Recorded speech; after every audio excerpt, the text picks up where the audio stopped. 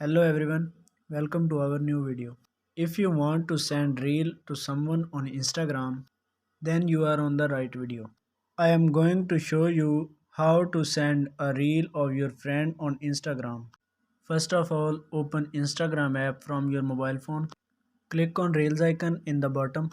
Click on send button on the right side. You will see send button in front of each of your friend's name. Click send button to send anyone. Here you can type any message for your friend. After this you have to click on done. You can also check reel is sent or not.